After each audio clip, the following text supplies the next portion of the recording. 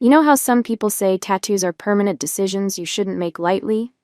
Well, I'm about to tell you exactly why that advice exists.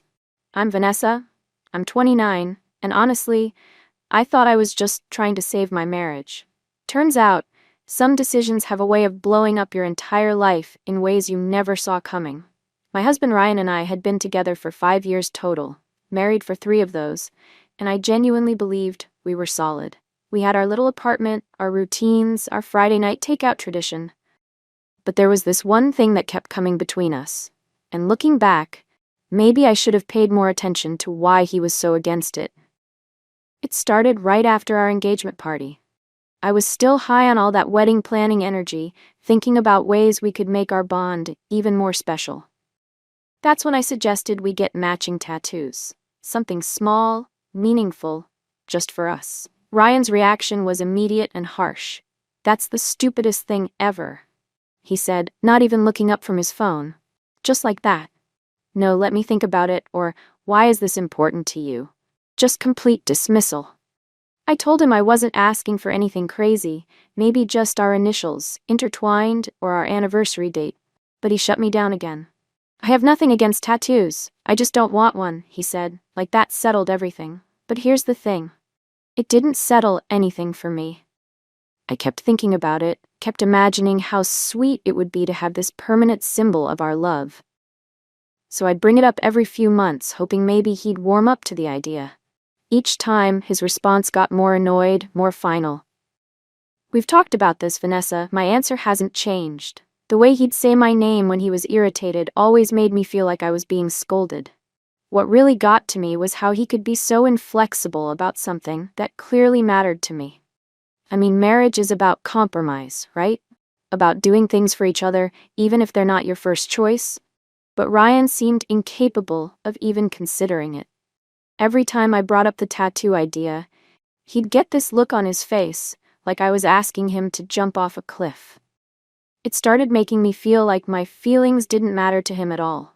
Like he could just decide what was important in our relationship, and that was that.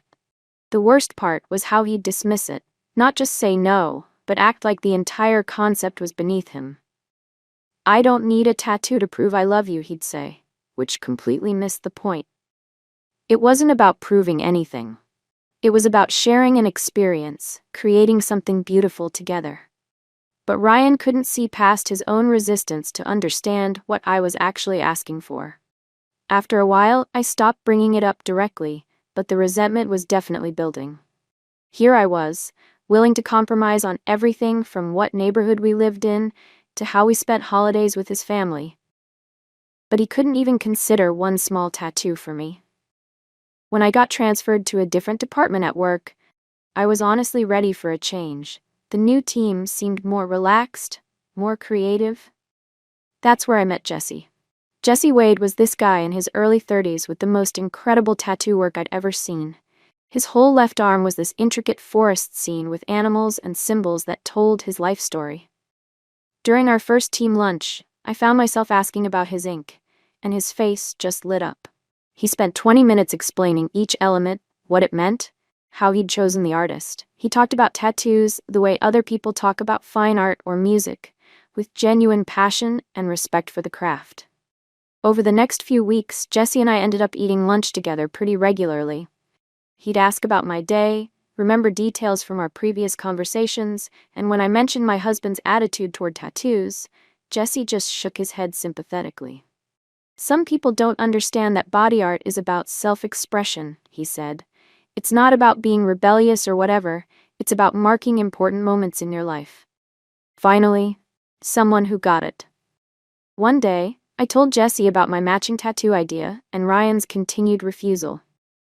Jesse listened without interrupting, then said something that hit me like a punch to the gut. A real man wouldn't be scared of something so small, especially if it meant that much to his wife. The way he said it, so matter-of-fact, made me realize that maybe Ryan's refusal wasn't just about not liking tattoos. Maybe it was about not caring enough about me to step outside his comfort zone. Jesse started showing me pictures of couples' tattoos on his phone. Beautiful, artistic pieces that celebrated love and commitment. "Your husband doesn't know what he's missing," he said one afternoon, scrolling through images of matching designs. These couples, they're creating something permanent together. Something that says, this person matters enough for me to change my body for them. Every word felt like validation for what I'd been feeling for months. Here was this guy who understood the romantic significance of what I wanted, while my own husband treated it like a joke. I found myself looking forward to work just to talk to Jesse. He had this way of making me feel heard, understood. When I'd complain about Ryan's stubbornness, Jesse would nod knowingly and say things like, "You deserve someone who celebrates your ideas, not shoots them down." It felt so good to have someone take my side for once. At home, Ryan was still giving me the same brick wall responses about tattoos, but Jesse was opening my eyes to what real support looked like. Ryan started asking questions about my work lunches, why I seemed happier when I came home, who I was spending time with. The irony wasn't lost on me. Suddenly he was interested in my day, but only because he was suspicious. When I mentioned Jesse's name, Ryan got this tight expression. "The guy with all the tattoos?" he asked, like that explained everything. "I bet he's real supportive of your tattoo idea." The sarcasm in his voice made my blood boil. Even when I was making new friends and feeling good about myself, Ryan found a way to make it negative. That's when I knew I had to do something. I was tired of walking on eggshells around Ryan's hang-ups. Tired of having my dreams dismissed and my friendships questioned. Jesse had shown me what encouragement looked like, and I wasn't about to let Ryan's fear hold me back anymore. The decision was building inside me like pressure in a volcano, and I could feel myself getting ready to explode. When Ryan came home from work that Tuesday complaining about his day, barely asking about mine, I made up my mind. I was done waiting for his permission to do something that would make me happy. "I'm going shopping after work tomorrow," I told him, which wasn't technically a lie.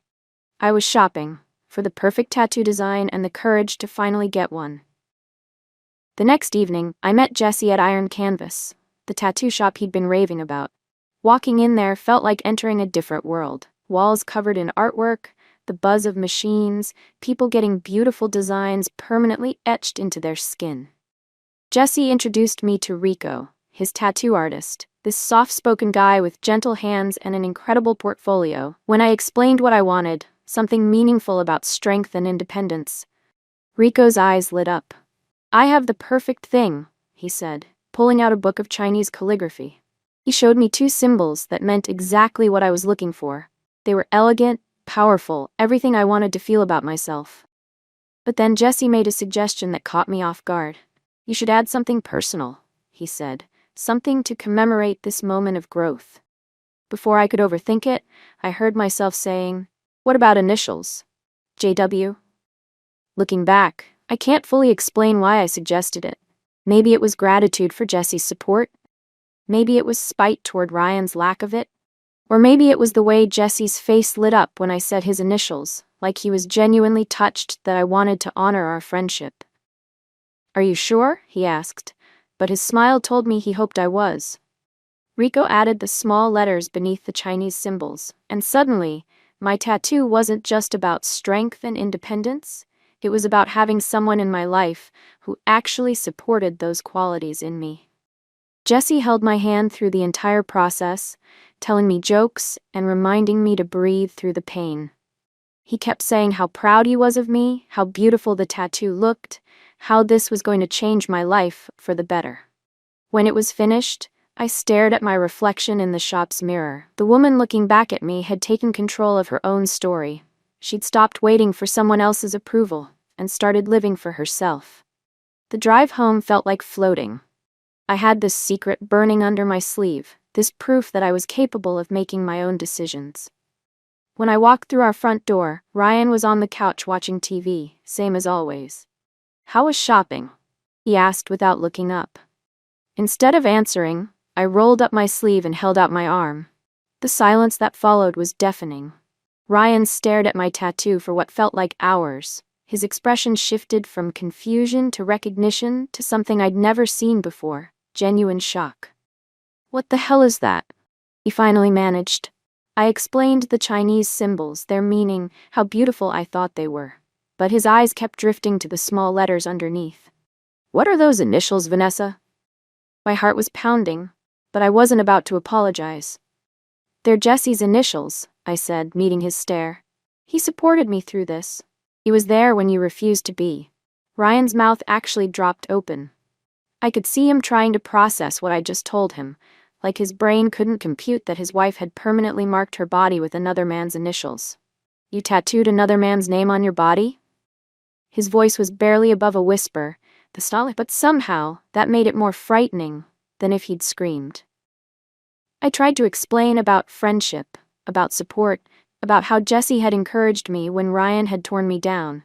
But he just kept staring at my arm like it was evidence of some crime he couldn't believe I'd committed. That's when Ryan said the thing that changed everything between us.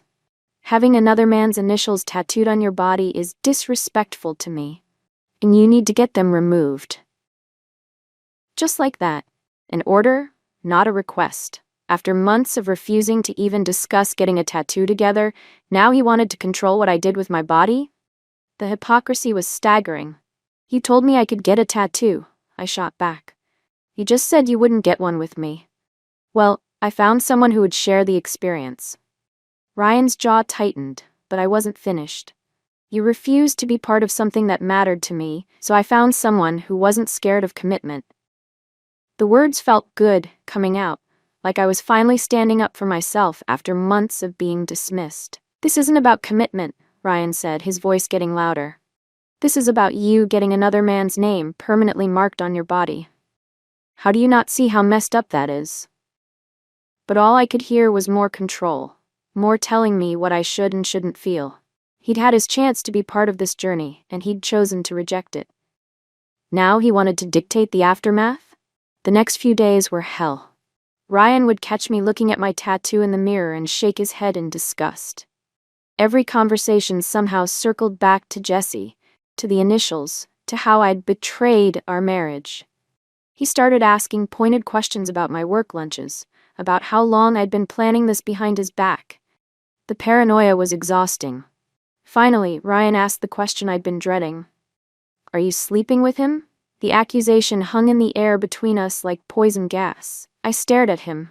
This man who was supposed to trust me, love me, support me, and all I could see was jealousy and suspicion. After everything I'd tried to explain about friendship and support and feeling valued, he'd reduced it to sex. At least he's a man, I said, the words coming out harder than I'd intended. But I meant them. At least Jesse had the courage to support someone he cared about. At least he wasn't scared of a little ink or stepping outside his comfort zone. At least he made me feel like my dreams mattered. Ryan's face went completely stone cold, and I knew I'd crossed some invisible line. But honestly, I was tired of tiptoeing around his fragile ego. 2 weeks later, Ryan filed for divorce. No big dramatic fight, no screaming match, no ultimatum. He just went quiet and businesslike, communicating through lawyers and short formal texts about dividing our stuff. Part of me kept waiting for him to cool down, to realize he was throwing away 5 years over something that should have brought us closer together. But Ryan had made his choice, and apparently, it didn't include me. The divorce process was surreal. We'd sit in mediator meetings like strangers, splitting up our shared life with the emotional investment of people dividing office supplies.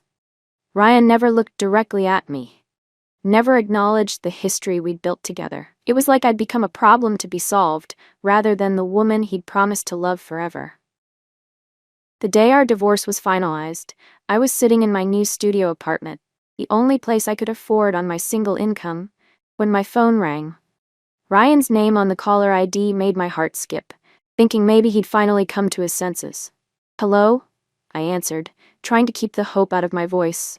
I finally got a tattoo, he said without any greeting. For a split second, I felt this rush of vindication. Finally, he understood what I'd been trying to tell him about self-expression and taking control of your story. Really? What did you get? I asked, genuinely curious. The date of our divorce? He said, his voice steady and cold. You know, to symbolize strength and independence. The line went quiet except for the sound of my heart breaking all over again. Before I could respond, before I could process what he'd just told me, he hung up. I sat there holding the phone, staring at my tattoo, And for the first time since this whole thing started, reality hit me like a freight train. He wasn't coming back. He wasn't going to apologize or admit he'd been wrong. He'd moved on completely and was using my own words, my own reasons, to mock everything I thought our marriage had meant. 6 months after the divorce was final, I found out through a mutual friend that Ryan had started seeing someone new. They'd met at his gym, and according to Sarah, they looked really happy together. The woman was athletic, outdoorsy, the kind of person who probably never pressured anyone to get matching tattoos. When I asked Sarah for more details, trying to sound casual, she just gave me this pitying look and changed the subject. Around the same time, Jesse's situation imploded. Turns out he'd been married the entire time we'd been having our deep lunch conversations. His wife discovered our text messages, innocent as they were, and made it very clear that our friendship needed to end immediately. She even called my work to make sure I understood that any contact with her husband would result in problems for everyone involved. Suddenly, I was alone with my choices. Divorced, living in a cramped studio apartment with another man's initials permanently etched into my skin, and no relationship with that man to show for it. The Chinese symbols that were supposed to represent strength and independence just felt like a daily reminder of how spectacularly I'd misread every situation. My family tried to be supportive, but I could see the judgment in their eyes. My mom would glance at my tattoo and sigh, like she was looking at evidence of my poor decision-making. My sister asked pointed questions about what I was thinking and whether I'd considered how Ryan might feel. Even my coworkers seemed to view me differently, like I'd become the office cautionary tale about workplace friendships gone wrong. The worst part was the loneliness. I'd convinced myself that getting the tattoo was about independence and self-expression. But sitting alone in my studio apartment on Friday nights, I realized it had really been about trying to force someone to love me the way I wanted to be loved. And when that didn't work, I'd looked for validation from someone who was never really available to give it. But here's what I learned, and what nobody wants to admit. Sometimes you make a choice that feels right in the moment, and it ends up changing your entire life in ways you never anticipated. Sometimes standing up for yourself means losing everything you thought you wanted. And sometimes the person you're trying to prove something to isn't even paying attention anymore. I still have the tattoo.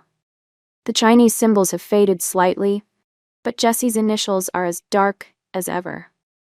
I've thought about getting them covered up or removed, but honestly, they've become part of my story now.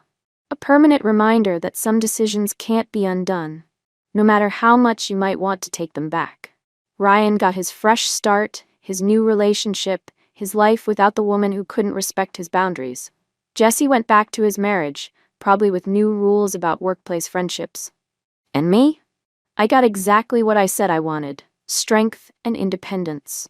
Just not in the way I'd imagined. People ask me if I regret it, if I do things differently, knowing how it all turned out. The honest answer is complicated. I regret how it hurt Ryan, how it ended our marriage, how it isolated me from people I cared about. But I can't bring myself to regret finally doing something for myself, even if it was the wrong thing. Even if it cost me everything I thought I wanted. Sometimes when I'm getting dressed in the morning, I catch sight of those initials in the mirror and remember what it felt like to have someone encourage my dreams instead of dismissing them. Then I remember that person was never really mine to begin with, and the encouragement came with strings I didn't see until it was too late. Maybe that's the real lesson here. Not about tattoos or marriages or workplace friendships, but about the difference between support and manipulation. Between standing up for yourself and burning down your life to prove a point. Maybe some strength comes from accepting when you've made a mistake and figuring out how to live with the consequences. Or maybe sometimes you just have to tattoo another man's initials on your arm to learn that permanent decisions require more thought than temporary feelings. Either way, I'm still here, still learning, still trying to figure out what strength and independence actually look like when you're starting over at 29, with nothing but a studio apartment and a tattoo that tells a story you wish you could rewrite.